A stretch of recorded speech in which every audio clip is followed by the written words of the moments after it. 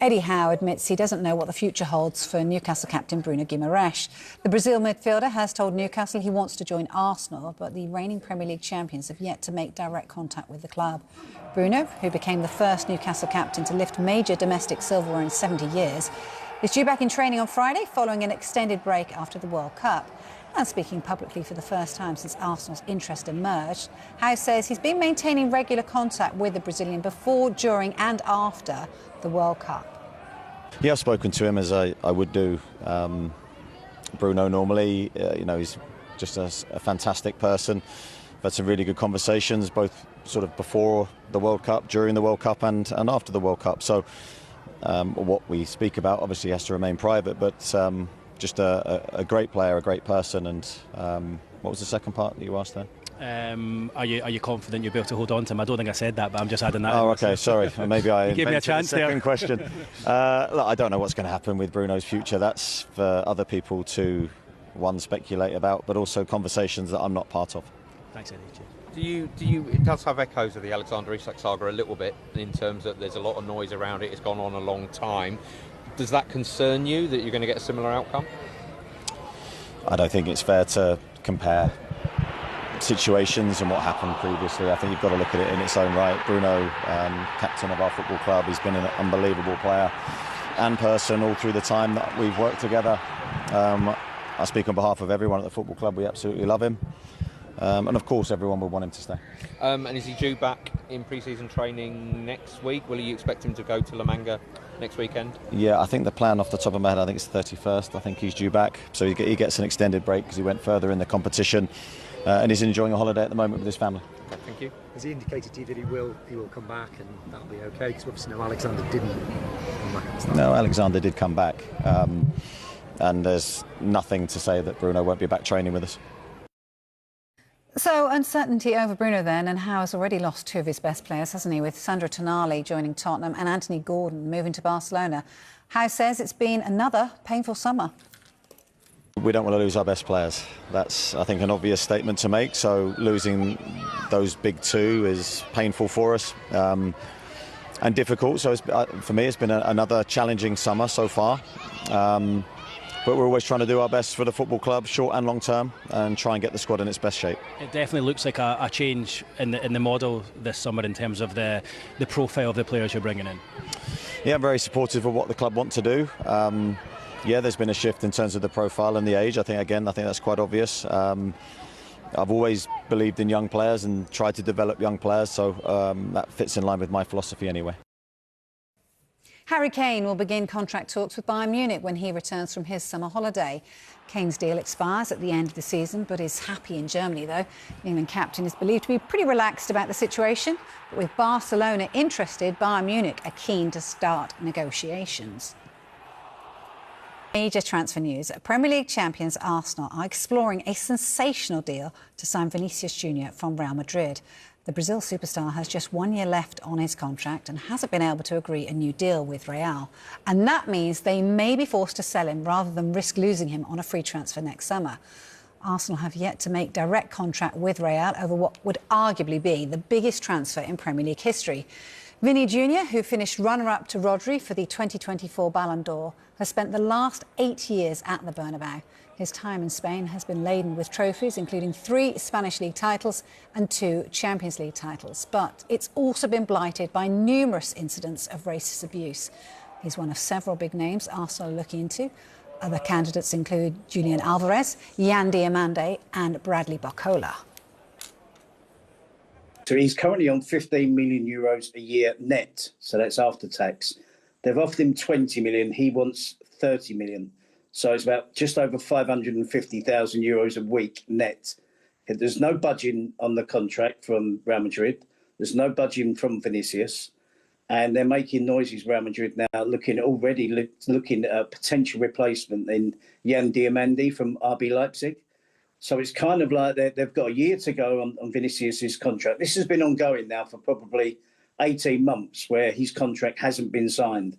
The club are refusing to budge. The players are refusing to budge. But when you put those figures in the melting pot, it's hard to imagine, even Arsenal and even anybody in the Premier League, matching those sums of money, and we're talking net, not gross. That's all after tax. So he wants £500,000 a week after tax. It's hard to imagine anyone else can pay that. If Real Madrid can't, then I struggle to think anyone else can. And I do wonder whether it's Real Madrid, a little bit of posturing as if to say, right, we're not budging. Other clubs who are interested, take your pick.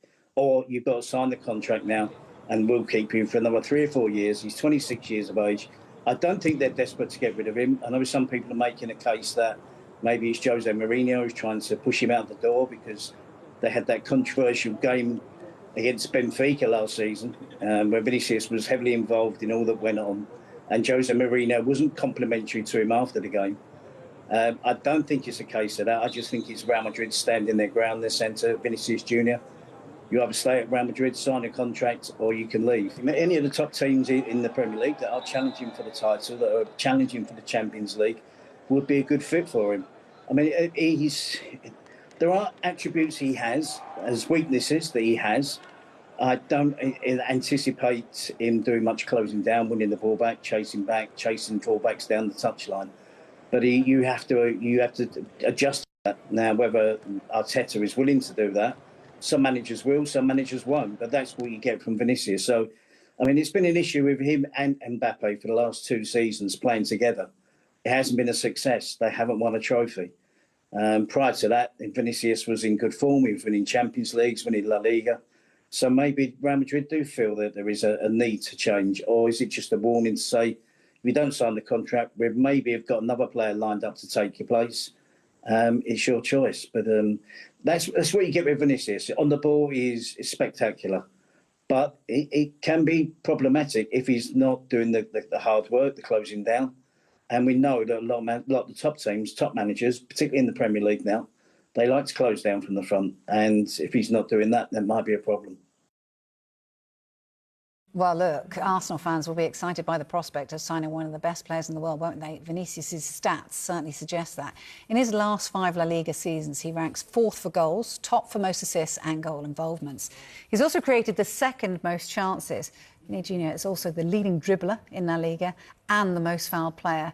A former Arsenal youth striker, Jay Bothroyd, was with us earlier and couldn't hide his excitement at the news of Arsenal's interest. I love the sound of that. That sounds good. They're the kind of moves that I need to be seeing. That's what you wanted to hear. That's a big move, yeah, because that's a statement move. That's a statement signing. You know, fans will get excited about that. Players will get excited about that. And he's a fantastic player. He's a young player. He's electric. We've seen what he can do with Real Madrid, playing in the Champions League. He's got that kind of experience as well. He's a winner. So I think that would be a great signing.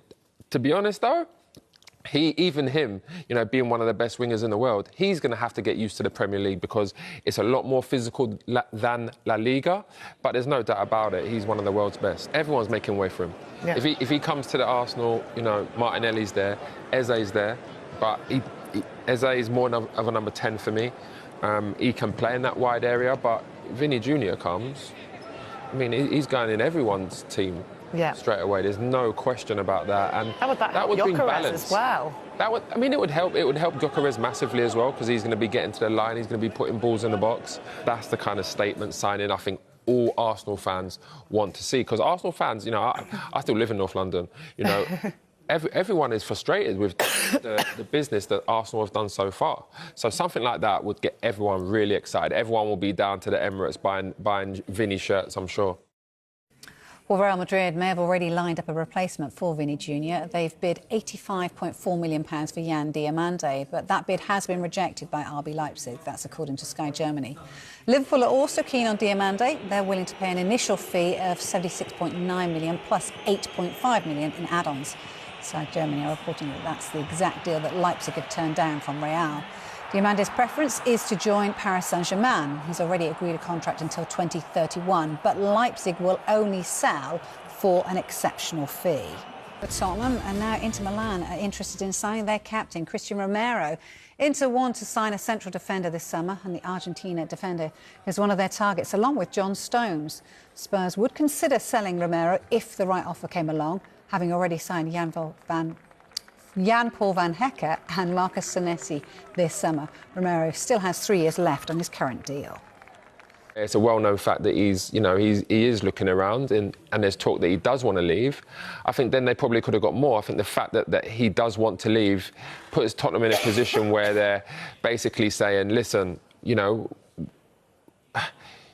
your price would normally be around the 70, but, you know, if we can take 50 or 60 for you, then we're willing to accept it. But I think £50 million, I think that's the bare minimum, because when Romero is playing...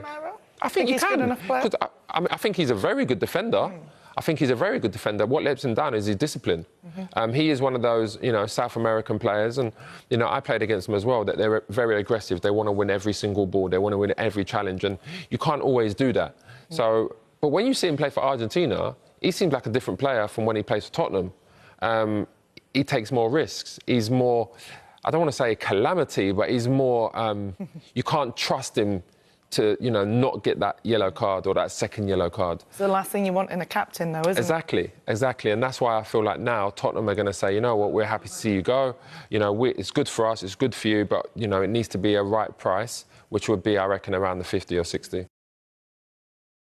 Well, Spurs goalkeeper Vicario could also be on his way to Serie A. That's Sky Italy reporting. Juventus have revived their interest in Vicario as an alternative to their top target, Emi Martinez. Keeper hasn't travelled with Spurs on their tour of New Zealand and Australia. The club say he's picked up a minor injury in training. Well, doubts too over the future of Lucas Bergvall, who's asked to leave Tottenham. And Roberto De Zerbi has said that any player who's not happy at Spurs should go. Bergvall is facing huge competition for a place in the team after Spurs spent a combined £185 million on Sandro Tonali and Matheus Fernandes. Spurs have already rejected a £38 million offer from Nottingham Forest for the Sweden midfielder, who's also a target for Brighton. De Zerbi said this, though: I was very clear at the start of my time in Tottenham. I said, who doesn't want to stay in Tottenham? Who is not happy and is not proud to stay here has to leave. I've not spoken with Lucas yet. I will in the next few days, and we will make the best decision for the club, for Lucas, for me, for every one of us, without problems. Lucas is a big, big talent. There will be a big competition to play because at the end, I think we will be 2 players for each position. If he wants to stay, I will be happy. Otherwise, we have to find a new solution, says De Zerbi. De Zerbi also revealed that Spurs aren't done yet in the transfer market, despite spending more than £200 million and breaking their transfer record twice. The focus now is on improving the forward line. This is what he said. First of all, our transfer market is not finished yet. We need to bring in maybe a couple more, maybe more. We're working with a clear idea. We brought players with great experience. We need to increase experience and build our mentality. The target now is to... As we debated and discussed a little bit in the office, this could be the biggest Premier League transfer in at least a decade, maybe in the conversation for all time. Yeah, we're having a conversation, weren't we, about how often big players at the very, very top of the tree come to the Premier League, choose to come to the Premier League. And it doesn't happen that often, surprisingly. This could be right up there. It really could. And I think, you know, I know we're going to discuss it in detail from 5 o'clock, but my early take is that Arsenal need to do everything they can to keep the foot on the throat of this Premier League. There's so many other teams in the Premier League at the moment that ordinarily you'd be expecting to be challenging at the very top in huge states of flux and transition. Arsenal are settled. They're the reigning champions. They need to go after any player, I think, that can improve them. And Vinicius Junior definitely fits into that mould for sure. Massively exciting news, and I think it's a good idea to do calls because I think Arsenal fans all over the country and beyond will be so excited at this news breaking. And before, just to give some context, going back to the start of the window, going back to before the World Cup, I remember sitting here and having the same conversation but about Julian Alvarez, about how Arsenal should try and gazump Barcelona, should try and gazump supposedly Real, should go in there and say, listen, you guys are faffing around at 90 million, 100 million euros. We're going to come in, we're going to slap an extra 20 on top of that. We've got this huge amount of money that we've had come in this year. You know, biggest revenue in Premier League history last year. Just go in there and show your dominance, assert who you are as Premier League champions. The dream at that point that it could be Vinicius Junior who is coming in that position is astonishing. I love that you say that. I love it. It's just chuck another 20 minutes. So easy to spend other people's money, isn't it, Will? We could sit here and spend other people's money all afternoon. Let's do that for the next 3 hours. I'm going to make Luke come to the pub with me after the show as well. I'll be spending his money there as well. Don't you worry. 03717 22 3344 is the number to call. And as I say, from a Liverpool fan perspective, this initially report was coming out from David Ornstein, but I want to hear from Liverpool fans as well because our very own Ben Jacobs with a follow-up report that Liverpool were also apparently offered Vinicius Junior. This all comes off the back of Yan Diomande being bound for Real Madrid, it seems now. Seems like they've managed to get past PSG to sign the Ivory Coast winger. And so Vinicius Junior has become available. He's supposedly been offered to Liverpool and Arsenal. Arsenal are exploring the situation, as they well should. And Liverpool have apparently balked it and said, not for us. Too much money. Doesn't play the right position. And Liverpool fans are distraught on social media. So we'd love to hear from you as well. 03717 22 3344. But before we get to any of that, let's talk about Rodri. On this morning's Weekend Sports Breakfast, TalkSport transfer guru Ben Jacobs said this Rodri saga is going to dominate this window. Tchouaméni has agreed this new contract at Real Madrid, but bizarrely, they haven't yet announced it. Maybe that's a World Cup delay. So I think the Rodri saga is going to become the epicenter of this window and might allow other dominoes to fall. But it's fair to reflect that Real Madrid are confident, and of course, Man City would like Rodri to stay. So Manchester City, Man City fans and Man City as a club. You've gone out, you spent £116 million at in theory, the position. He is a number 6, Elliot Anderson, but is he the kind of player that Rodri is? You've gone out and made a big splash this summer, and everyone has been saying it's a play alongside Rodri. That's what we want, the two of them together. Yeah. But with a year left on his deal, the World Cup European champion, Ballon d'Or winning, World Cup Golden Ball winning, English treble winner has essentially seemed to try and force his way out, looking for Real Madrid as his landing spot. Luke, if Rodri leaves Man City, where does this leave them as a team? Well, they're incredibly weakened, of course. I mean, we can't have conversations about him being one of the very best midfield players and indeed one of the best players, full stop, in the world. Certainly the best player in his position in world football that I can think of, and not also agree that they're going to be weakened if he leaves. Real Madrid is obviously an incredible pull for anyone, but it's particularly an incredible pull for a Spanish player. And the rumours are that he wants to leave, he wants to move on. And we have to understand as well that Man City are arguably going to be in a bit of state of flux as well, because the greatest manager in their history has moved on. There's a lot of upheaval. There's going to be a lot of uncertainty around how good a job Enzo Maresca does. I expect him to do a fairly good job, actually, but I don't think it's very, very big shoes to fill, to say the least. Rodri's a fantastic player. There's no one like him. He's won it all. He's done it all. Anderson coming in would be amazingly complimentary alongside him. I think you're right to say that. And Anderson is, for me, one of the outstanding midfield players in the world as well. I mean, you look at his numbers, look at how he's performed in the Premier League since he's been there. I don't think you can argue he's not very, very top level, but he's not Rodri. Just on that, Luke, I came into this video and I said, listen, £116 million might seem like a lot of money, but right now, when I watch the last year in the Premier League, if you give me the opportunity of signing Elliot Anderson at 23 years old or Declan Rice for the same money at 27 years old, I'm signing Elliot Anderson all day long. I can understand that. I think they're both fantastic players, but the numbers around Elliot Anderson, I'm not talking about the fee, I'm talking about the raw numbers of how he plays. Most touches of the ball among top flight players. One's the most duels, one the most fouls. I've got it here. One possession the most times overall. Completed the most overall passes, made the most line-breaking passes and made the most dribbles. He can do everything. He can do everything. And the age profile he is as well is a very, very exciting player.